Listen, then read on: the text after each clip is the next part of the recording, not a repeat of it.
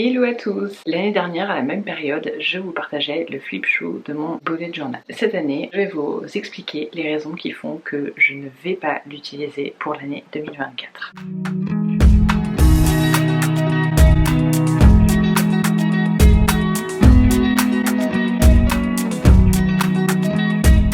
Donc voici mon bullet journal qui m'a suivi pendant toute l'année 2023 et vraiment c'est un outil que j'aime beaucoup, mais j'ai pris la décision de ne pas l'utiliser pendant l'année 2024. Et j'ai regardé une vidéo de Rachel Theory que j'adore, que je suis depuis un petit moment. Donc elle part du principe que plus un outil est personnalisable, plus il vous demande du temps, de l'énergie et ou de l'argent. Et je n'ai pas échappé à la règle. La première raison, c'est que c'est extrêmement chronophage. Le bullet journal, donc c'est un outil de création qui est entièrement personnalisable. Si vous ne connaissez pas le concept, je vais vous expliquer en 30 secondes et demie. Quand vous l'achetez, ça se présente comme ceci. Donc ce sont des pages blanches avec des petits points. Ça vous donne un canevas pour créer votre propre agenda.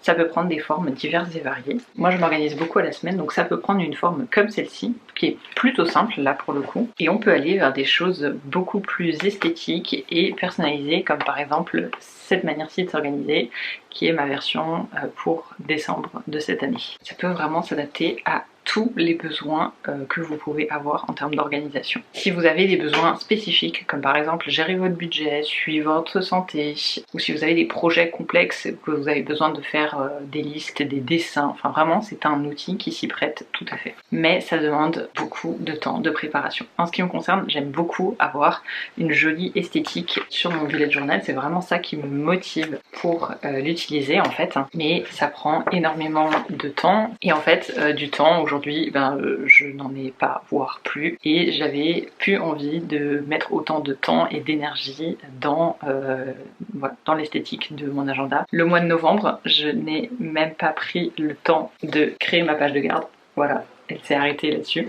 Une des solutions alternatives, si vous rencontrez le même problème que moi mais que vous tenez à continuer votre bullet journal, mon premier conseil ce serait de simplifier en termes d'esthétique, de moins se mettre la pression comme je peux le faire moi. Une autre manière aussi de gagner du temps, c'est de simplifier votre système. Je sais qu'il y a des gens qui s'organisent à la journée. Le fait de s'organiser au mois, puis à la semaine, puis à la journée, ça vous fait forcément reporter des informations, donc le fait de éventuellement ne plus s'organiser à la journée mais à la semaine, ça peut vous faire gagner du temps. Raison numéro 2 qui fait que je vais arrêter le bullet journal, c'est que cela demande beaucoup d'énergie. Par exemple, je tiens un journal de gratitude. Tous les jours, je note une chose pour laquelle je ressens de la gratitude, pour laquelle je suis reconnaissant. Mais voilà, je pense pas forcément à le remplir tous les jours.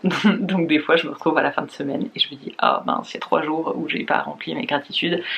Qu'est-ce que j'ai fait ces jours-là ?» Donc ça me prend beaucoup plus de temps de réfléchir, de repasser mon agenda, de réfléchir qu'est-ce que j'ai fait, qu'est-ce qui s'est passé sur cette journée-là, ah j'ai fait ça, ok, pour ça je ressens de la gratitude, je note. Ça prend aussi beaucoup d'énergie de chercher de l'inspiration pour les thèmes. Il y a des fois où j'ai voulu faire des thèmes qui me correspondent plus, donc ça c'est pour le mois de septembre, c'est vraiment moi qui l'ai complètement fait, mais ça demande aussi de l'énergie et du temps en termes de recherche d'esthétique. J'ai recherché tous les stickers, je les ai imprimés, je les ai découpés, enfin voilà, c'est forcément une chose qui demande de l'énergie et de l'organisation qu'on ne peut pas forcément avoir tout le temps. Si vraiment vous n'avez pas d'énergie à consacrer à votre bullet journal, je dirais que ce n'est pas forcément l'outil qui vous convient le plus. Je vous conseillerais de passer sur une autre méthode d'organisation comme un agenda déjà pré-rempli ou alors une application d'organisation ou une application de calendrier. La raison numéro 3 qui fait que je vais arrêter le bullet journal, c'est le manque d'inspiration. Donc tous les thèmes que je vous ai montrés jusqu'à maintenant, ils sont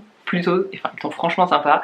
Moi je trouve, en tout cas ils me plaisent beaucoup, mis à part celui de novembre où vraiment j'ai manqué, en fait là pour le coup j'ai manqué de temps, j'ai pas manqué d'inspiration parce que j'adorais le thème que Paver Monogatari avait proposé et j'avais vraiment envie de le recréer. Mais il y a vraiment des mois où j'ai manqué d'inspiration. Par exemple, ça c'est le thème pour le mois de janvier. Alors pour le coup celui-là je l'avais plutôt apprécié, c'est après par la suite où j'avais pas aimé cette partie-là et j'avais pas du tout non plus apprécié cette organisation comme ça. Sauf que le mois de février est arrivé et en fait je n'étais toujours pas inspirée. Ça faisait 2 mois que je faisais mon bullet journal et que je n'étais pas inspirée.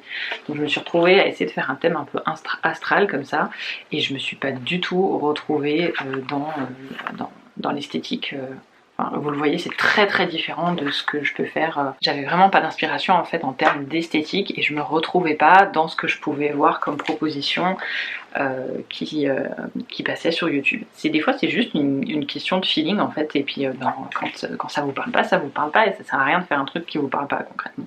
Donc voilà, j'ai essayé, ça ne m'a pas plu, ça ne m'a pas convenu. Quand on n'a pas l'inspiration et qu'on n'a pas l'envie de chercher l'inspiration, on va forcément se trouver toutes les excuses du monde et pour ne pas y consacrer du temps et de l'énergie. En réfléchissant et en refaisant le point sur mon bullet journal, je me suis rendu compte qu'il y avait aussi potentiellement une autre raison qui pouvait faire qu'on laisse tomber le bullet journal. Alors c'est pas mon cas, parce que pour le coup j'utilise le bullet journal depuis maintenant peut-être 4 ou 5 ans. Ça peut être un outil très frustrant parce qu'en fait effectivement vous vous retrouvez devant une page blanche et il faut essayer, il faut voir ce qui vous convient. Sans faire et sans essayer, en fait vous trouverez jamais la technique d'organisation qui vous convient. Ça m'a pris plusieurs années pour vraiment trouver la manière dont je voulais moi m'organiser avec mon bullet journal. Quelle que soit la raison pour laquelle vous avez arrêté le bullet journal, je trouve que c'est vraiment important de ne pas se sentir coupable en fait. C'est tout à fait normal de vouloir changer et d'essayer de nouvelles choses. Merci à vous d'avoir regardé cette vidéo, j'espère que vous avez apprécié, j'espère que voilà, c'était un petit peu particulier mais du coup ça vous donne mon ressenti vraiment sur le moment, sur ma technique d'organisation. Et je vous retrouve la semaine prochaine pour vous partager